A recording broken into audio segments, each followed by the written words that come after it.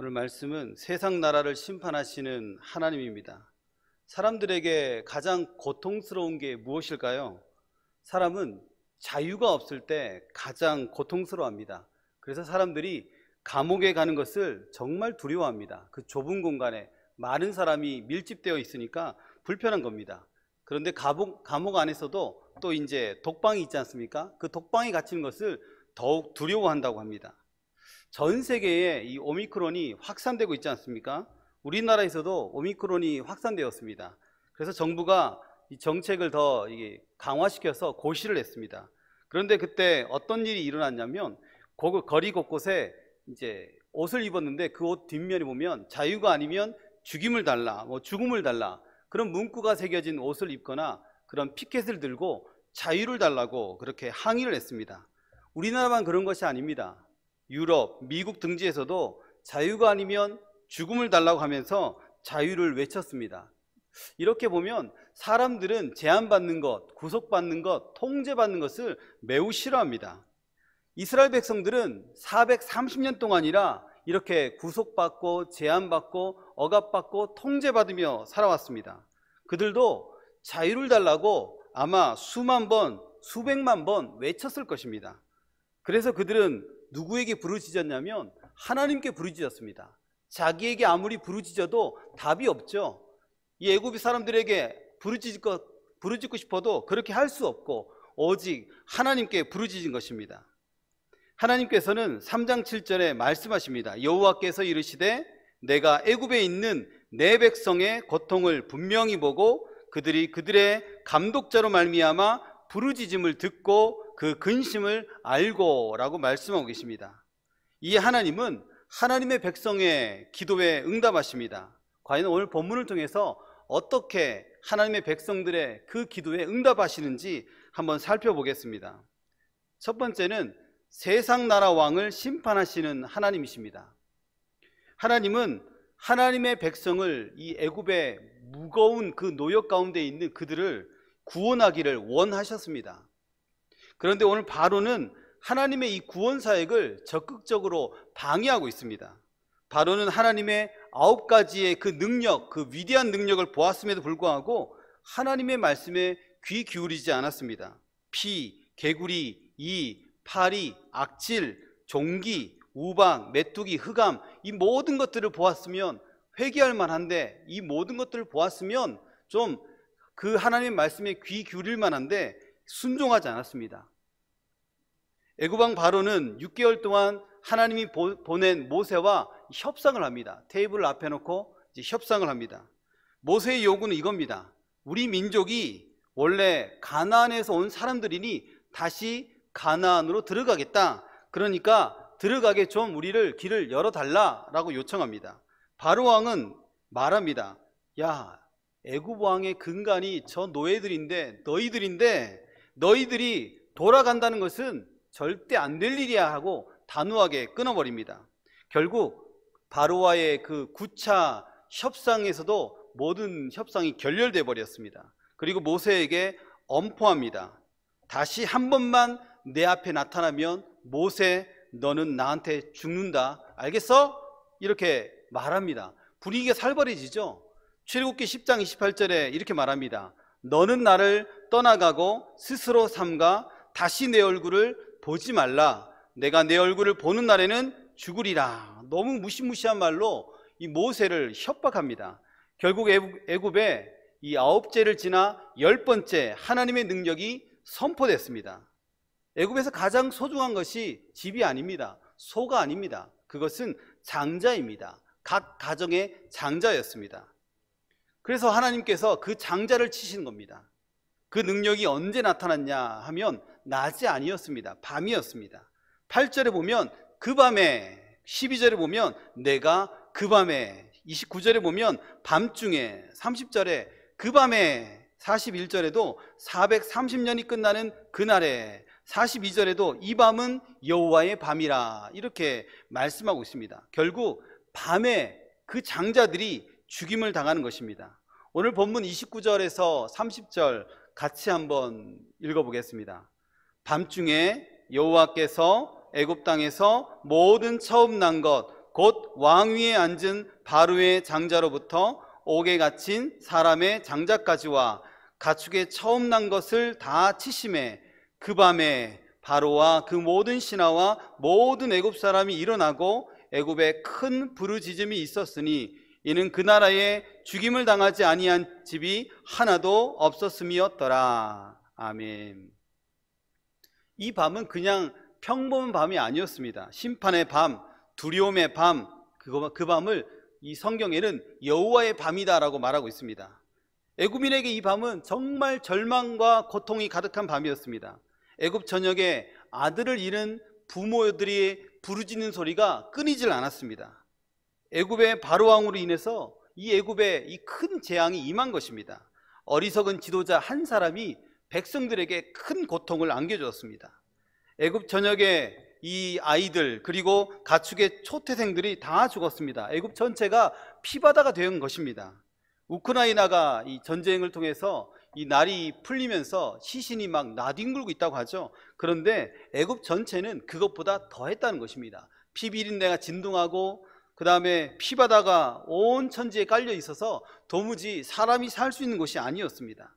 하나님은 그 밤에 하나님을 적극적으로 대항했던 그 바로와 그의 백성들을 심판하신 것입니다.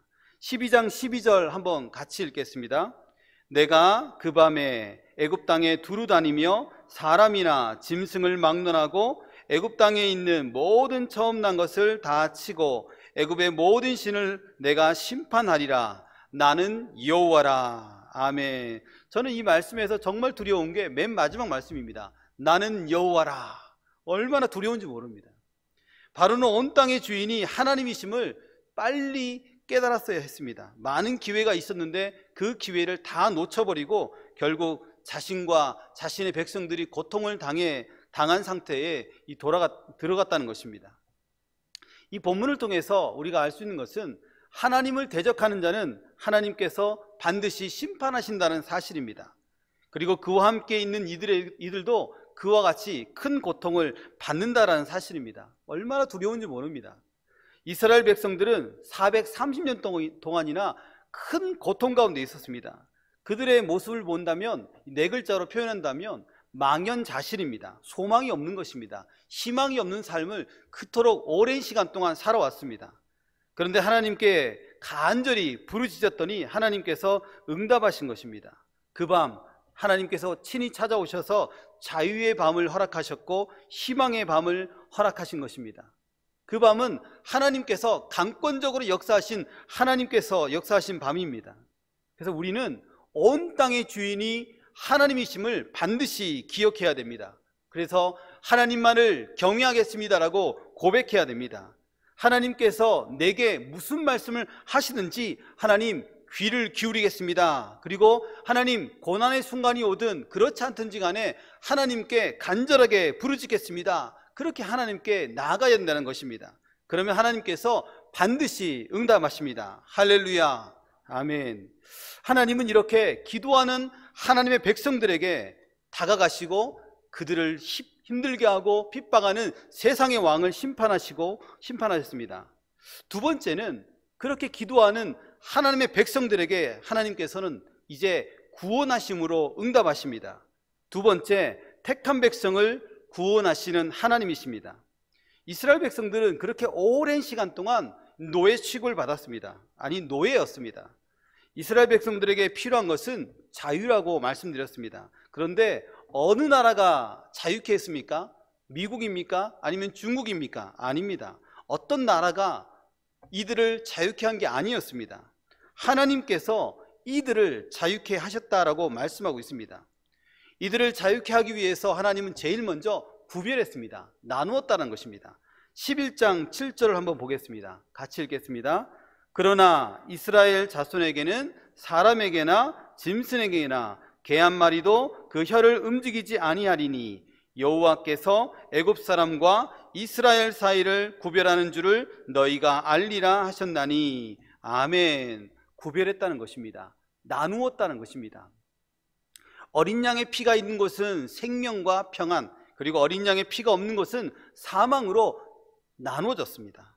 우리 인생의 마지막 때도 이와 같습니다. 요즘에 제 주위에 이 하나님께로 돌아가신 분들이 조금 있습니다. 보면서 그런 생각합니다. 인생의 마지막 예수 그리스도의 그 보혈의 은혜가 있는가 없는가, 이것이 모든 인생 가운데 가장 중요하구나, 그런 생각을 요즘에 참 많이 느낍니다.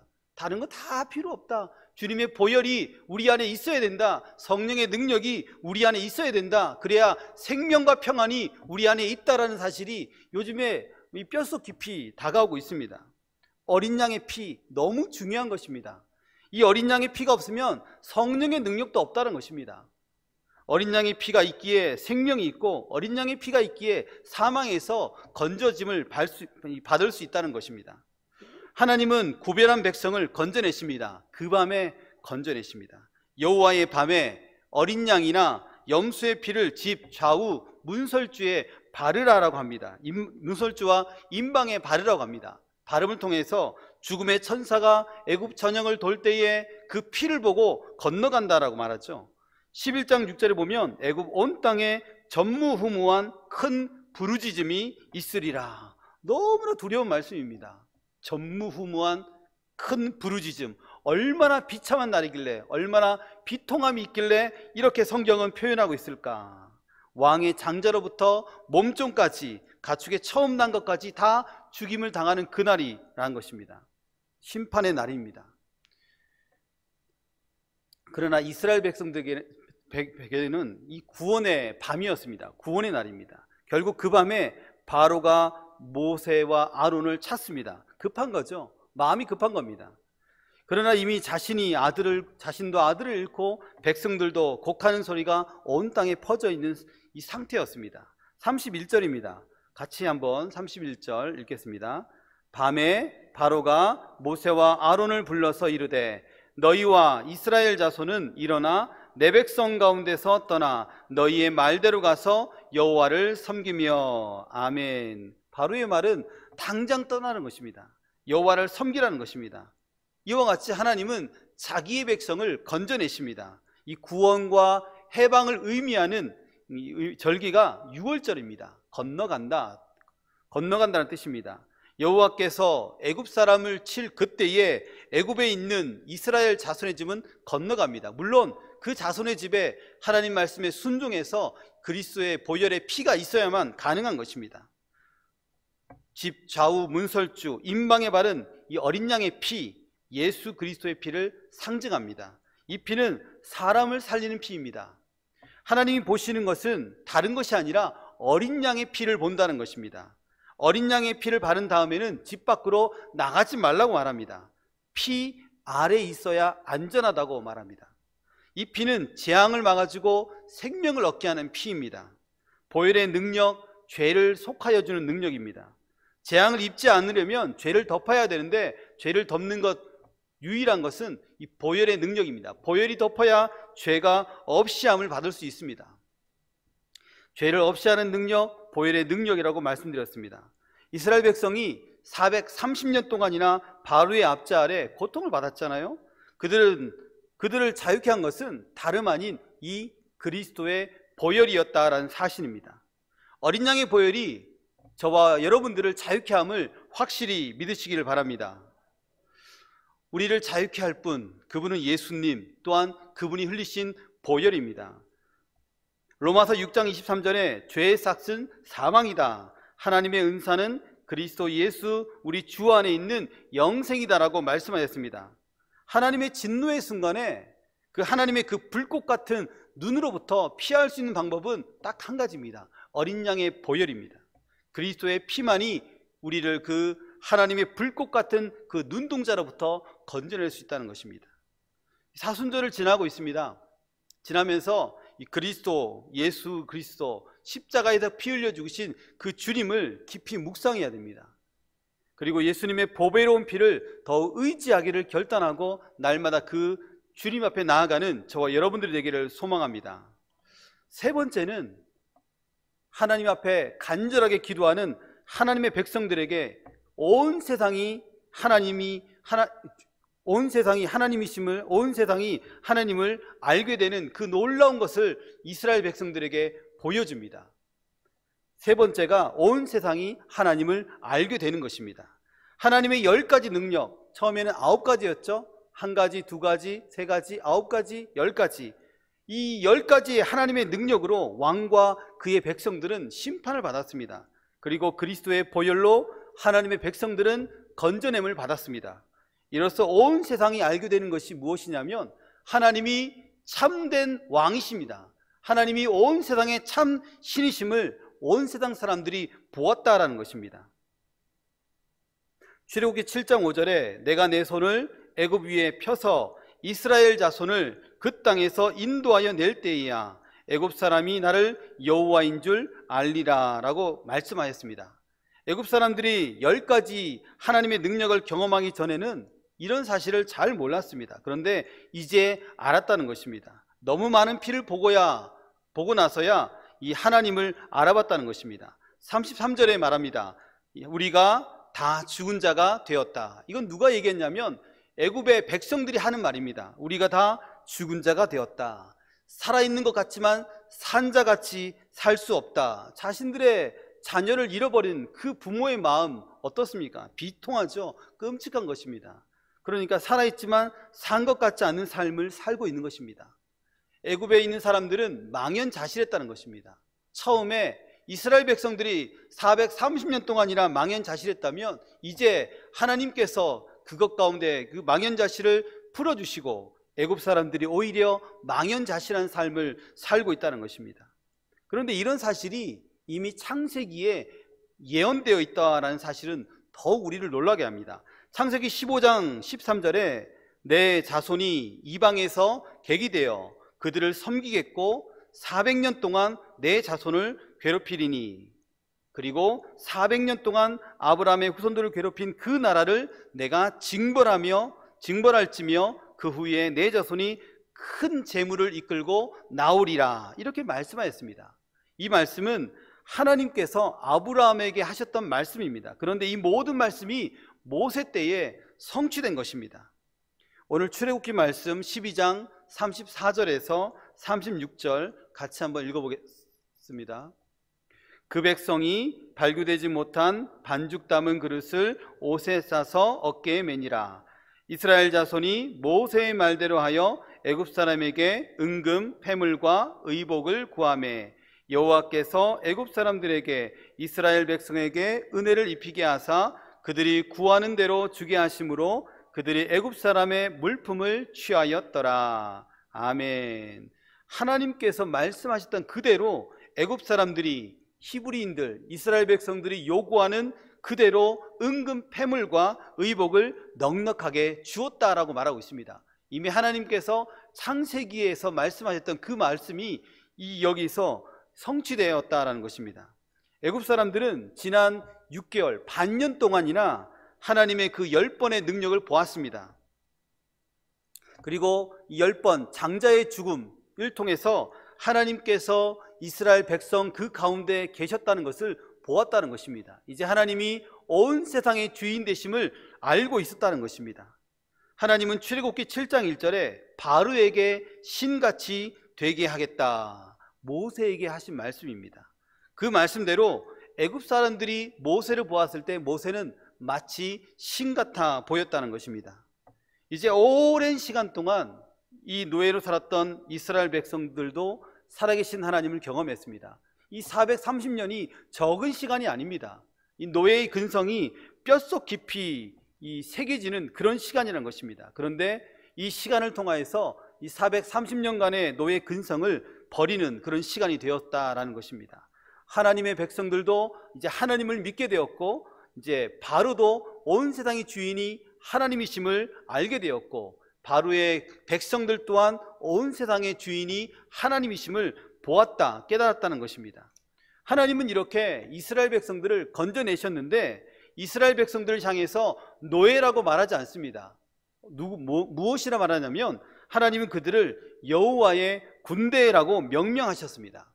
430년간 노예의 삶을 살았던 그들 가운데 이제 노예의 근성은 다 버리라는 것입니다. 너희는 오합지졸의 군대가 아니라 여호와의 군대, 나의 군대다라는 것입니다.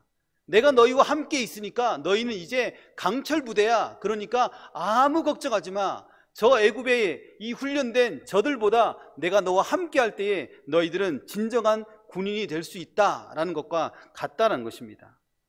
이들은 궁극적으로 승리할 것이 분명합니다. 왜냐하면 하나님께서 그들과 함께 하시기 때문입니다. 하나님을 사령관으로 모시고 있는 군대는 절대로 패하지 않습니다. 하나님을 주인으로 모시는 주님의 교회는 절대로 무너지지 않습니다. 신앙생활을 하지만 하나님을 잘 알지 못하는 경우가 왕왕 있습니다. 10년, 20년, 30년 교회를 다녔는데 성경 잘 모릅니다. 그리고 우리의 삶도 변함이 없이 살아가는 것들이 제법 있습니다. 여전히 술, 담배 하고 있고, 여전히 우리의 마음에 부딪히면 싸우는 모습들 우리 가운데 있습니다. 그런데 그분이 제가 아는 어떤 분이 오래전에 이 교제했던 그분이 이 하나님을 만난 사건이 있습니다. 얼마 전에 그분과 전화통화를 하다가 그분이 성경 삼독을 하고 있다는 이야기를 들었습니다. 성경 삼독, 제가 볼 때는 있을 수가 없는 일입니다. 왜냐하면 그분은 여전히 술, 담배 아니면 세상의 그 놀이를 너무나 좋아했기 때문에 성경과는 참 거리가 멀었습니다. 그렇지만 여전히 교회에서는 집사 직분을 받았고 열심히 주일날 예배도 드렸습니다. 그런데 삶 속에서는 변화가 전혀 없었던 것입니다. 그것을 제가 한 9년 동안 지켜봤었는데 이제 10여 년이 지난 다음에 전화 한 통화로 너무나 충격적인 이야기를 들은 것입니다. 그분이 변했다는 사실입니다. 변했다. 어떻게 변했나 물어봤습니다. 고지식하고 그 다음에 술, 담배를 좋아하는 그분이 술, 담배도 정리하고 고지식한 그분이, 융통성 없는 그분이 유연성 있는 사람으로 변했습니다 라고 아내 집사님이 저한테 이야기를 했습니다. 너무나 신기했죠. 어떻게 그런 일이 일어났을까? 하나님의 말씀이 그 한 사람을 그렇게 변화시켰구나라는 사실은 당연한 것인데 너무나 충격으로 다가왔습니다. 왜냐하면 성경을 많이 읽어도 변하지 않는 사람이 참 많기 때문입니다. 그런데 하나님의 말씀을 계속적으로 읽으면서 그 말씀이 자기의 피부로 와닿았다는 것입니다. 그래서 밥만 먹고 나면 계속 하나님의 말씀을 읽는다라고 이야기했습니다. 놀라운 일이었습니다. 말씀에 하나님의 능력이 있다는 사실입니다. 사람은 하나님의 능력 앞에 엎드러질 수밖에 없습니다. 만약에 성경을 10독하고 20독 했는데 여전히 나는 나의 기운이 살아서 펄펄 넘친다면 하나님의 말씀을 잘못 읽은 것입니다. 그래서 하나님의 말씀을 하나님께서 주신 말씀이라고 확실하게 믿고 그 말씀을 읽을 때에야 하나님께서 우리 가운데 능력으로 나타나신다는 것입니다. 그래야지 신이라 불렸던 바로도 굴복했듯이 우리도 그 앞에 굴복할 수 있습니다. 아니, 굴복되어집니다. 하나님의 그 말씀 앞에, 하나님의 그 능력 앞에 자동적으로 굴복되어진다는 사실입니다.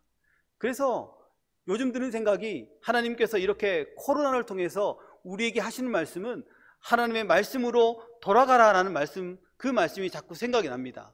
예전에 외적인 행사를 많이 했다면 이제는 내부적으로 하나님의 말씀, 그 텍스트, 본문을 그 말씀을 열심히 읽고 깨달으라는 그런 의미로 자꾸 다가옵니다. 들으라, 그리고 또 적으라, 또 암송하라. 이것이 정말 하나님께서 우리에게 주신 그런 것이다라는 생각을 하게 된다는 것입니다. 사랑하는 여러분, 우리는 잘 쓰러집니다. 잘 넘어집니다.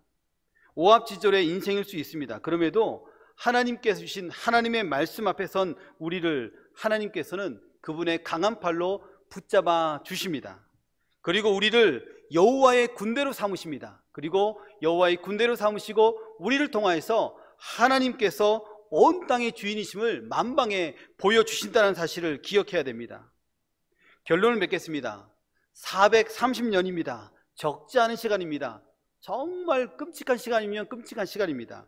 이 430년간 노예로 살았던 이스라엘 백성들, 하나님께서 역사하시는 것을 기억해야 됩니다. 하나님께서 그들과 함께 하셨습니다. 그들을 압제한 그들의 왕과 그들의 백성을 하나님께서 심판하시고 세상의 왕으로부터 건져내신 것을 우리는 기억해야 됩니다. 또한 하나님은 그분의 아들 예수 그리스도의 보배로운 피로 말미암아 그 피를 믿는 자들에게 자녀가 되는 권세를 우리에게 주셨음을 기억해야 됩니다. 그리고 하나님께서 오합지졸의 같은 인생을 사는 우리 가운데 오셔서 우리를 하나님의 군대, 여호와의 군대로 삼으셨습니다.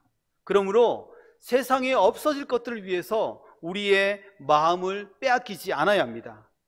이 땅을 살아가는 날 동안 오직 우리 하나님을 아버지로 모시고 또한 예수님의 보혈을 의지하고 오직 성령의 능력으로만 살아가는 저와 여러분들이 되기를 소망합니다.